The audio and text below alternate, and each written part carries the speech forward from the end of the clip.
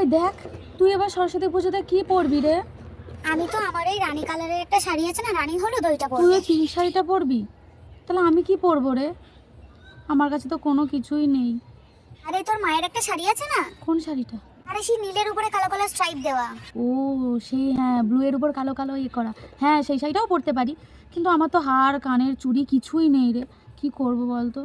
আরে বোকা, তুই টেনশন নিচ্ছিস কেন? আমার কাছে আছে, আমি তোকে পুরো সাজিয়ে দেবো। তুই তাহলে আমাকে সাজিয়ে দিবি তো?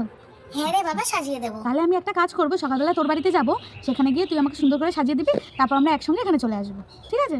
ওই দেখ, তুই আগের বারে কিন্তু আমার একটাও ভালো করে ফটো তুলে দিসনি। এবারে কিন্তু আমার ভালো ভালো ছবি চাই। তুই প্রত্যেকবারে সবার ভালো ছবি তুলে দিস, আমারই আগের বারে তুই ছবি তুলে দিসনি। তুই আমাকে কথা দেয় যে তুই ভালো ছবি তুলে দিবি। হ্যাঁ রে দেবো। না না না, তুই প্রমিস কর যে তুই ভালো ছবি তুলে দিবি। ও বাবা, নে কথা দিচ্ছি। ছবি তুলে দিবি তো ভালো। হ্যাঁ রে বাবা।